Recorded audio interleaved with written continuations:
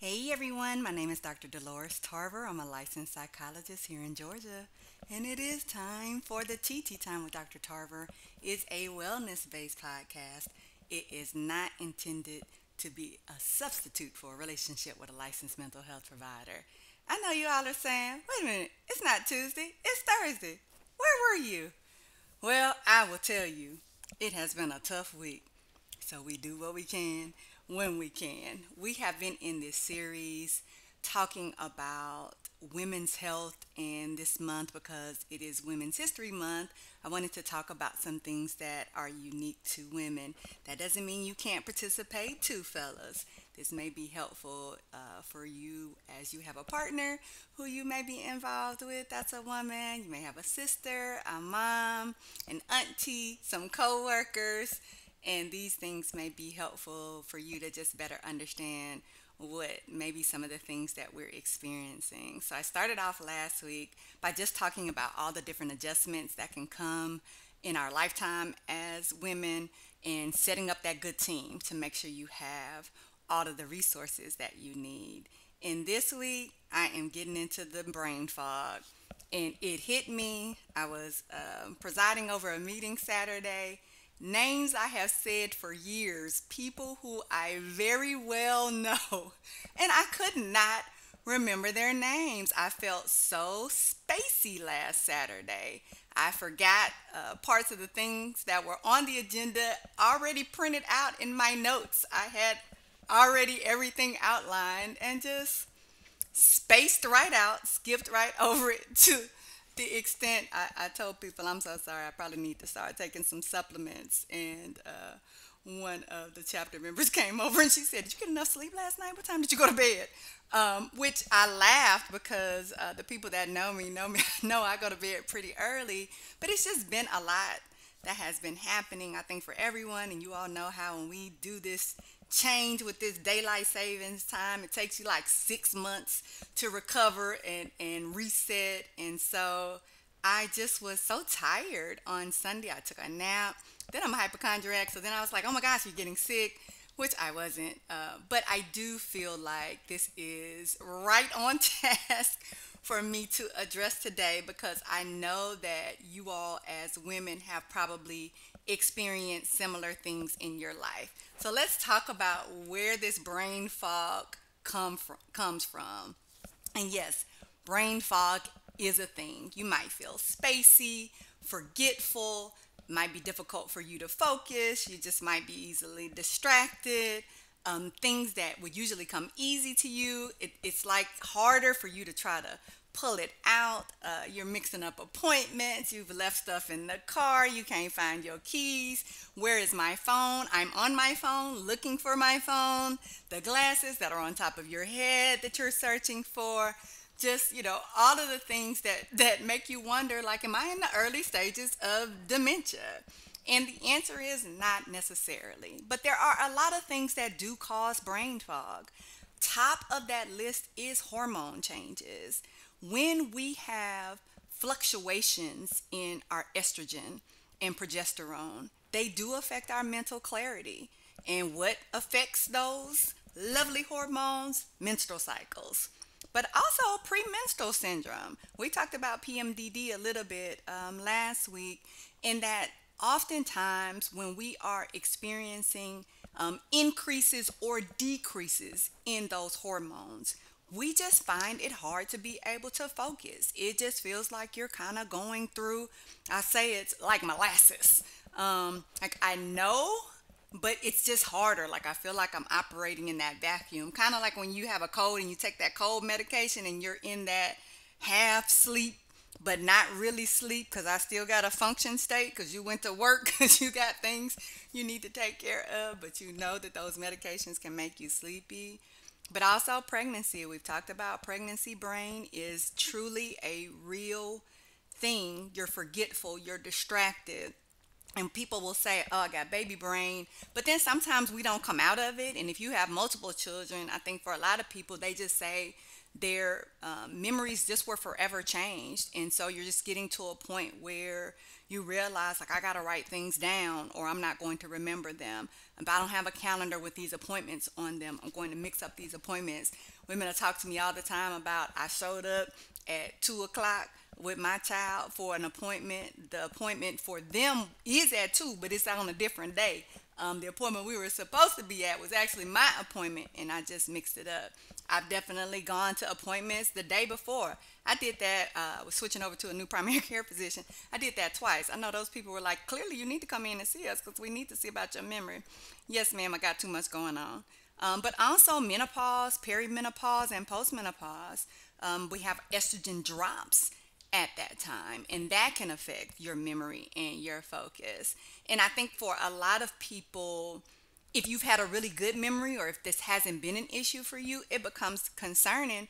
But also, like, who wants to be driving and go down the wrong exit? I will be on my way. I've done this a lot of times with even I'll have garbage in the back of my car. I'm going to take it to the dumpster. And I will forget the garbage is in there. Just pull right off on the way to my next destination. And then all of a sudden, I'll smell something. Because, girl, why you still got garbage in the back of your trunk that you haven't taken out? I have, been looking for things that literally are right in front of me, like right there. I might be even on, like I said, I've been on my phone looking for my phone. And I think a lot of us really get concerned because it starts impacting things, right? We talked about the missed appointments or mixing up appointments. And you all know that there are appointment charges when you don't show up for those appointments. And so it can become costly, but also you're driving and you get disoriented or forgetful. You take the wrong exit. Like, I take this exit all the time. Why am I taking this wrong exit today? Other things that might be causing that, though, are stress. And a lot of the times we're balancing a lot of things as women. A lot of you are mothers, you're partners, you're working, you might be caregiving, you might be in positions where you're in organizations, and you have a lot of responsibilities on your plate. And those can overwhelm our brains. So it makes it harder for us to input information. You know how somebody will tell you something and you're like, oh, okay, let me go find that out. And then somebody will stop you and ask you something, or you'll stop and do something and forget just that quick. You come down into the kitchen and you can't remember what you came to the kitchen for. And we know that there is such a thing as a stress hormone, cortisol. And the more you have that stress hormone in your body, the more it affects your brain functioning over time. We also know that when we're in that anxiety mode, and a lot of us women have anxiety, some of it lower, some of it higher, but we tend to ruminate, we tend to overthink, and then you have all of these things in your head at one time. And so it's very difficult for you to be able to manage and track all of these things. I equate it to trying to juggle a bunch of balls at one time. I'm going to drop some balls, and some of them I may drop and not even realize I dropped, and they roll under the couch. I might not find them for months. But I think sometimes, too, what ends up happening is that it affects our ability to sleep, right? And so some of us were waking up in the middle of the night. We've got all these things on our mind. Oh, I don't need to forget this. Oh, I need to make sure the kids have this. Oh, I've got to get this report done. I've got to remember to send this to my family members. Oh, this is the deadline for me to make sure that I select my health insurance policy for the year. And all of those things can affect our ability to sleep. A lot of women talk to me about either difficulty staying asleep or difficulty falling asleep. So you are having a hard time getting to sleep because you got all this stuff on your mind. And what do? We doom scroll. We're watching TV. And the thing is, we'll get in the bed, but we'll get in the bed doing all these things. And there is no way you're going to sleep, right? And so we're training our bodies not to really know when we need to sleep, because none of those things help with sleep. And we also know that the cycle of news, and I've been having this conversation a lot with people, is because the news actually increases your anxiety. It is not, and as much as I am a news person, like to know the weather, what kinds of things are going on in the community, a nice feel-good story in there. But if you know the news cycle, then you know that it literally is a cycle. So every 20, 30 minutes, the same information is being repeated. And what does that do? That actually increases your stress level, it increases your anxiety level, it makes you fearful, particularly as we have so many things going on right now. A lot of people are very stressed and worried, understandably, about their jobs, about their ability to be able to maintain their homes, what's going to happen to the school system. They have children who may have special needs. What happens if both myself and my partner get laid off? How are we going to be able to manage these expenses? What about the increase in groceries? How am I going to be able to manage that? My budget is already tight. The ends are not meeting anyway. And so now I have to try to account for these increases in everyday things. How am I going to be able to afford that when I wasn't affording what I had to pay for currently? And because a lot of women are the ones who are managing the finances in the house, then that stress really becomes very upfront and present. And so, again, showing up affecting our sleep because we're thinking about all of these responsibilities. How am I going to navigate that? When I'm the one, I don't have, some of you are in a place in your life where you don't have parents who are alive anymore, or maybe you have parents, but they're not necessarily people that are in a position to help you. And so you're having to navigate and try to figure out these things on your own, and that puts a lot of pressure on you, which can also affect sleep, so that you're sleeping but you're not getting good quality sleep. And so what a lot of women will tell me is that they're still sluggish in the morning, they're tired. And some of you, because you're in jobs where now you're being required to go into the office, that means more driving on the road. That stress can also impact you because now I have to make sure I get up in enough time. Whereas before I was working from home, I didn't have as much prep time, didn't have to deal with the stress of getting to work. Now I have to factor that in, and that's affecting people waking up earlier. And so people will find themselves being up 2, 3 o'clock in the morning, and then they have to get on the road, and you might be driving an hour and a half, 2 hours, depending on where you live and the traffic to be able to get to work. And so that's impacting women in sleep. And what we know about, like if you take a nap, that's going to throw your sleep off even more. And so then it becomes that cycle. And so now we're having dysregulated sleep. You also may have a sleep disorder because you may have sleep apnea. You may have a shift disorder. And so your sleep is off because you're working a third shift. And so that affects your ability to sleep. And over time, what ends up happening is we just don't have the same mechanisms in place to be able to reset our sleep cycle. And so it's out of whack. Some of you are veterans. You've served in the military and you've been dealing with insomnia since your time of service, and you haven't been able to find things that really help you be able to sleep. And even though you've tried a variety of different things, maybe you tried medication, maybe you tried meditation and mindfulness, you're still only averaging about 3 to 4 hours of sleep.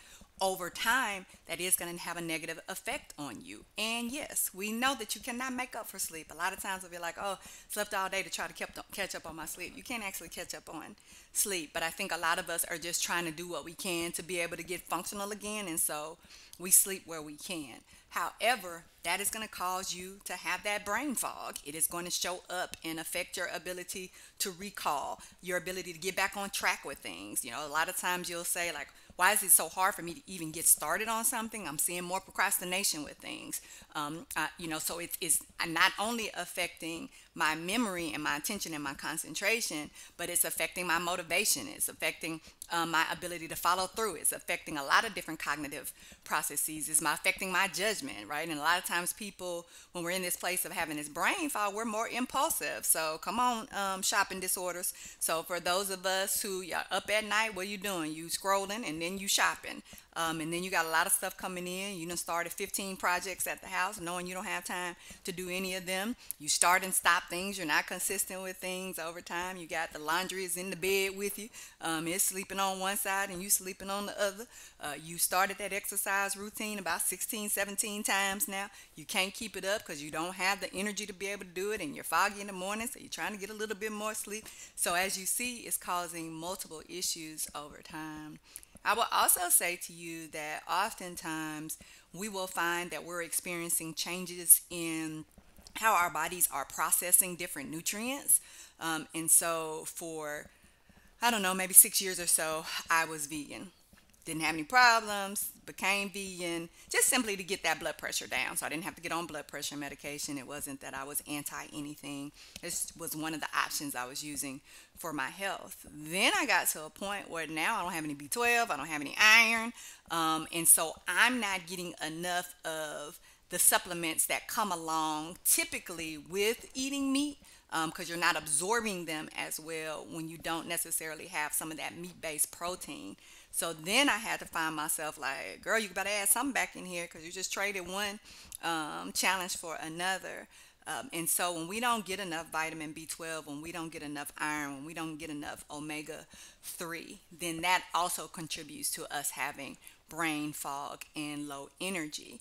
And so you also know that affects your muscle production. It could affect your ability to be able to absorb all other kinds of nutrients. It can affect your bone density, and so then you begin to see like, I told my primary care physician, like, oh, I'm falling to pieces.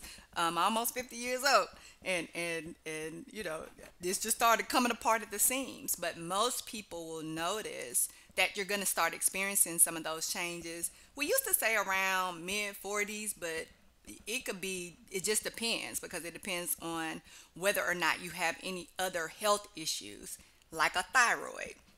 So oftentimes women may not be aware that they have an overactive or underactive thyroid that can slow down your metabolism.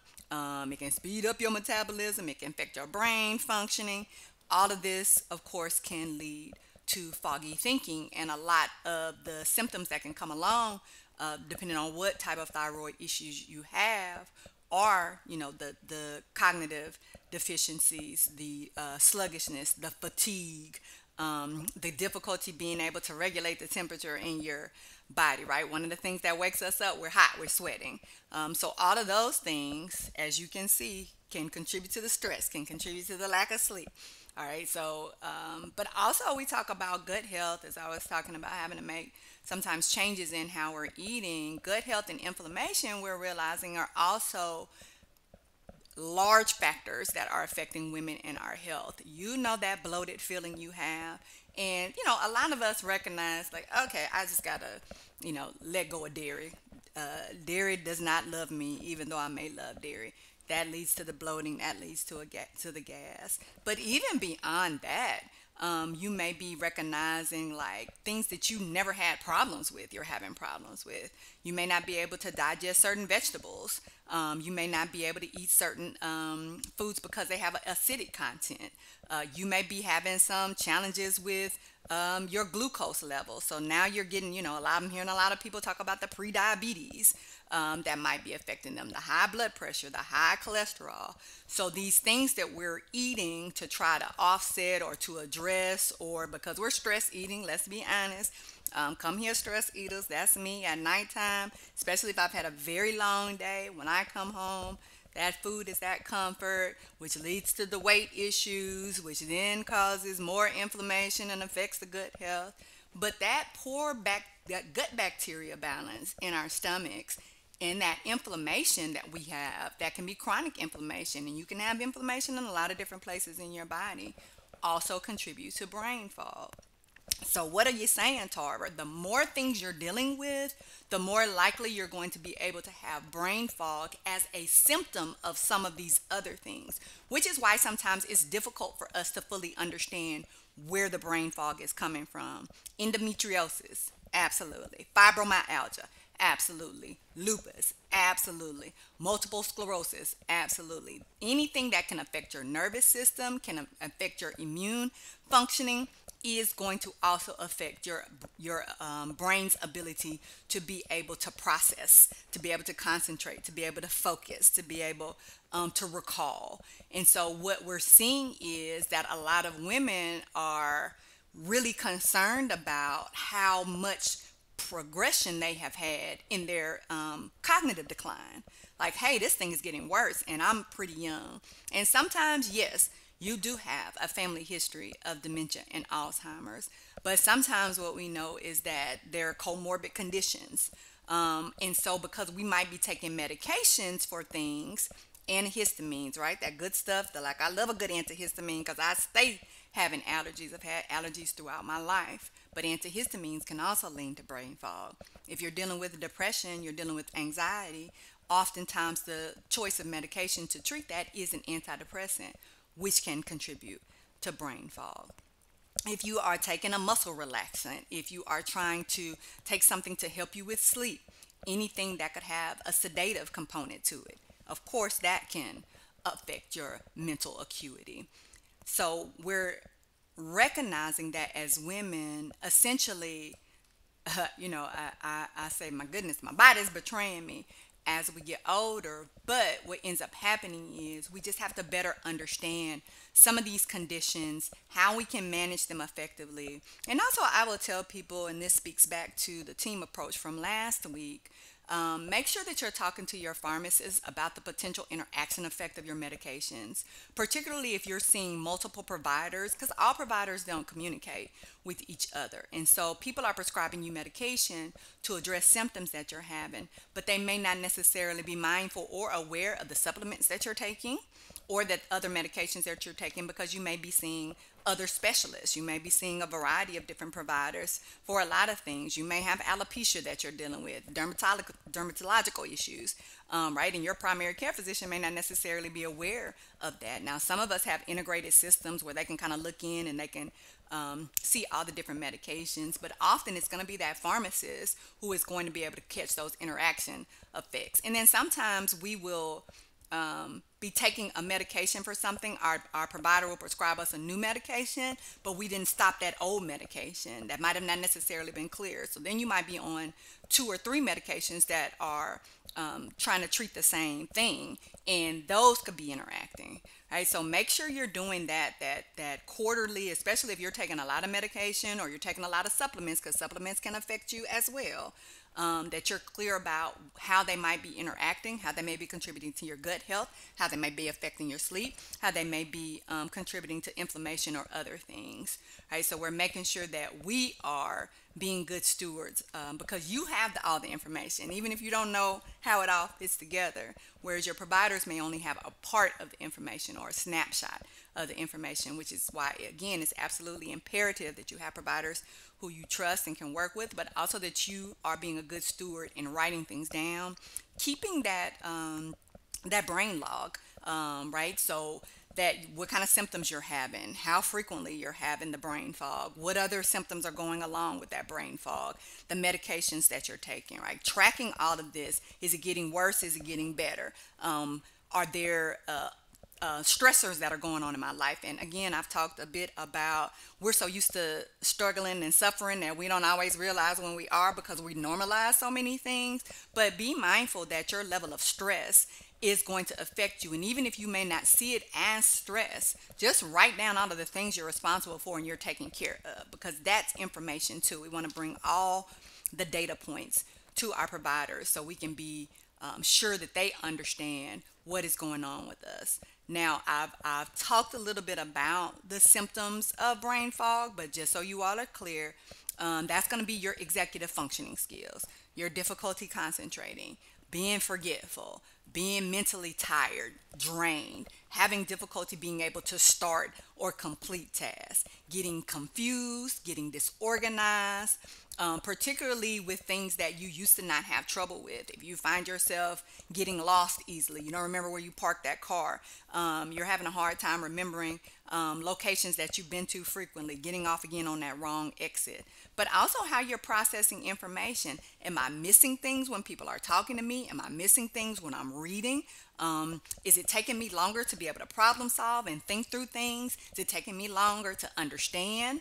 Am I struggling to find the word that I want to use? Am I struggling to remember someone's name? Do I feel spaced out? Am I having difficulty with, like, my speech patterns have even changed? And so those are the kind of things that you want to be on the lookout for. And those are also the things that you want to track. And before you start going down that deep dive of dementia, the reason why it's important for you to track and also keep a record of the other things that are going on is because oftentimes that's how people are going to be able to figure out if there may be other issues at play. You're sleeping. Remember, that's important. Your other health conditions, the medication that you're taking, what your responsibilities are. If you're traveling, if what type of working that you're doing. Are you doing a lot of work that requires, you being mentally present? Are you getting any exercise? How are you eating? What's your gut health looking like? The supplements, all of these things, right? So you need to make sure that you're tracking them and tracking them consistently, so that when you go into your provider, this will determine whether or not, like, hey, do I need a neurological consult? May I need to, reduce some of these medications? Do I need to change how I'm eating? See that dietitian. So these are things to keep in mind. But also, here are some things that you can try before you get to that point, right? So these are the behavioral interventions. And here's your plug for a good therapist in case you're trying to figure out how to implement these behavioral changes, or what the behavioral changes are that might best benefit you. Now, I've talked before about sleep, and I know a lot of us are not getting 7 to 9 hours of sleep. But truth be told, it is very difficult for you to get in a full deep sleep cycle if you are not having adequate enough hours of sleep. And so it's important for you to do those behavioral things, like sticking to that regular bedtime and wake up time, exercise in between. I tell people, get off them phones and them tablets before you go to bed. It allows you to be able to better sleep, have quality sleep when you're not getting that light, when you're not on that news cycle, that loop, the social media comparison, the shopping, all of that. I encourage people to instead do some mindfulness, do some meditation, do some reading, listen to a nice podcast. But don't do that in your bed, and definitely don't do that with your phone. You can get a nice white noise machine. You can do some relaxation exercises. And some people actually do better when they exercise right before bed, because they feel that tiredness set in. Other people, that'll keep them up. You got to limit that caffeine, and that includes your chocolate. And be mindful of the conversations. A lot of people will talk to people before they go to bed, getting you all amped up and upset. They dumping all of their stuff on you. So you really want to, in the couple of hours before bed, as a part of your routine, begin to prepare your body for sleep. Also, be mindful of what you're eating before you're going to bed, and how soon before bed you're eating, because your body is trying to digest and process food. And I know a lot of you that are working third shift, like, what do? You come home, you eat, shower, get ready for bed. Right? So being able to really think about what are going to be the best fits for you in terms of that, particularly if you're having problems with sleep. I also want you to get that stress under control. And I know that it can be so easy to focus on other people and take care of all of the things you are responsible for, and put yourself on the back burner. You got to take breaks. Sitting has become the new smoking. That's just how bad sitting has become on us. We're so sedentary. Get up during that day. Stretch out. Take a walk. Park a little further back. Get that therapy in there. Do some mindfulness. Do some yoga. Do some meditation. Do some journaling. Making sure that you're not taking on additional things. Sometimes you got to say no and mean it. Not no, and I'm going to change because this person is going to try to guilt me into and manipulate me into taking it on. I don't have the capacity to do that right now. Sharing the load, and I know sometimes it's hard for us as women to ask for help. By the time we ask for help, it is, blurted out, and we mad, and then causing all these problems in our relationships. But talk about all of the responsibilities, divide them out. Sometimes people just need for you specifically to tell them what to do. And I know some of y'all are like, they ought to know what to do. They see this stuff. If you're in that mindset, you're going to constantly be stressed and doing it yourself. Get in the habit of telling people what you need to be done. And also letting go of that it has to be done in a particular way. If they don't fold them socks up before they put them in the drawer, as long as they're in the drawer, that's not the hill you want to die on. We don't want a major and minor. And so being able to also understand what you might be doing that's contributing to your own stress because of patterns of perfectionism, in the compulsive patterns that we get into. Make sure that you have a good understanding of what's going on with your body hormonally.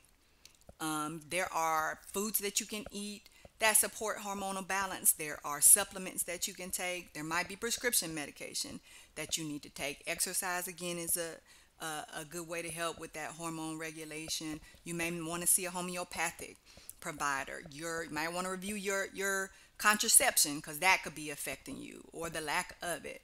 But you want to make sure that you're understanding how those hormones are contributing. And sometimes it takes a while, ladies, in order to figure that out, particularly if you've had a hysterectomy, or you have had some other surgical procedures that might alter your hormones, or you may have medical conditions that alter your hormones, which is why it's important for you to have that good provider that is clear about how hormones affect you, and some ways for you to be able to manage it that aren't going to cause you other additional symptoms as a result.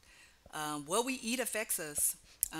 There's always going to be some type of effect to your body based on what you eat. It could be a positive effect, or it could be a negative effect, and we want to make sure we're decreasing the negative effects, and that we're really focusing on things that are going to give us good brain health. Um, those omega 3s we were talking about before, salmon. That's why I went to pescatarian. I was like, let me start eating some of the sea creatures. But there's different types of nuts and seeds that can also help. B vitamins, oftentimes as women, that's where we're gonna have a deficit. That's where those leafy greens come in. So you don't just abandon the plants, because you need to add some other types of protein that aren't plant-based protein in your diet, and also your iron as well. Sometimes we need to take a supplement in order for us to be able to help. And depending on your absorption issues, you may need some iron infusions. You may need to try some different types of things to be able to help get that iron, in addition to if you're a meat eater, your beans or spinach, however you're getting that iron in. But also, friends, water. And I know we are like, I get so tired of water. Water is one of the best things you can do for yourself. Dehydration can lead to brain fog. So we want to make sure we are staying hydrated. Check on your thyroid. Again, a lot of times we're not aware, because so many symptoms look like other things. If you've got depression, a lot of times it's easy for people to say, oh, that's a symptom of your depression. Don't let that stop you from getting those labs done at least yearly. Some of you may need to be getting those labs done more frequently than that, particularly if you've had your thyroid removed, or if you're taking medication to help manage your thyroid, managing our stress. And that stress hormone of cortisol in our system helps us to be able to navigate that thyroid better too. So again, this is where it's important for you to have those regular screenings, so that you'll be able to know if something is going on with your thyroid. We've talked about some of the foods, but a good probiotic can really be helpful as well, for you if you've got some gut health issues. And being able to understand that everybody's inflammation looks different. So you need to be clear about what causes inflammation in your gut. For some people, they can't do the leafy greens. For other people, they need to. For some people, they need some yogurt. For other people, the yogurt isn't good for them. Right? So being able to kind of understand how your body is affected.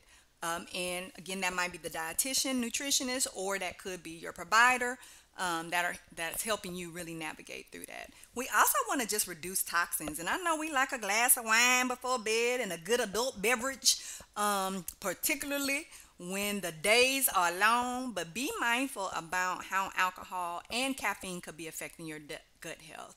But also, there's just a lot of stuff in our environment that's just kind of toxic for us. Be mindful of the pesticides that are being used. Be certain that you don't have a lot of metals and minerals in your water. We know that those can cause a lot of problems. Make sure that you're getting fresh foods that don't have a lot of preservatives and additives to them that could be causing you to have some toxins in your body die. So just be kind of thoughtful about, and I think all of us just need to have a good understanding of eating cleaner and what that looks like for us. Now, friends, I will tell you that just like you need to work out that body, you have to work out your brain. And so it's important for you. And I know y'all think when y'all on y'all phone doing stuff that's you're working out your brain. No, most of us have inattention issues because we're used to constant stimulation and immediate reinforcement. So slow that thing down. Get you an old school puzzle. You know the ones, them 1,000 piece puzzles where you got to start with the corners and try to look at the front of the box to try to figure out what that puzzle is. Reading, but not just reading, reading and sharing. Being a part of a reading group or reading and having to summarize what you've read, because it's that component that ensures that you're getting the comprehension and the processing down. Learning new skills, so getting out here learning how to cook something different, drive something different, fly something different, you know, crocheting, knitting, those kind of things keep you engaged. But also, so does just talking with other people. Fruitful conversations, friends. Fruitful conversations, not about shenanigans, because sometimes people will tell you they feel like their IQ points drop when they're talking to certain people. If you're not being stimulated in the type of conversation, it's not causing you to work, to really think, causing you maybe to have to go and get information to be informed, then it's not really you being engaged. It's just you being present. And that might be questionable because some of y'all probably checking out when folks talking to you. But also, I want you to know that you're going to be in a season where you're going to need to shift from relying primarily on your recall only to being able to write things down and use reminders. And that's not saying that you're weak or that you're cheating or that and it's not like glasses. Like, once you start wearing glasses, you're going to need glasses. Eventually, your eyes will start becoming dependent. That's not how this works. But it is going to help you not be forgetful. It's going to help you be able to improve your recall and get tasks completed, your follow through, all of these, which decreases your stress. And it also keeps your brain active when you're using it to be able to navigate all of the tasks, right? I'm prioritizing, organizing these things to make sure that I'm in a good space.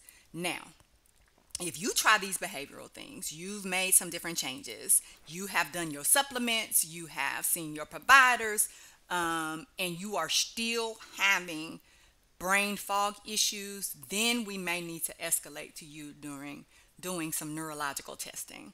All right, so you may need that referral to the neurologist. You may need to get a psychological evaluation to see, in fact, if there is some impairment that could be related to any number of things. It could be dementia, but it could be that you had a traumatic brain injury. It could be that you have a history of trauma. Depression and anxiety can also affect. So just better understanding what may be underlying those brain fog, cognitive deficits, however you want to look at it, so that you can ensure you're getting the right treatment. Because if it is a dementia, then there are some medications that can slow the effects down. And there are also some additional behavioral things that you can do to help reduce the impact. All right. So we want you to be well, but we also want you to be clear. All right. You all be well and take good care.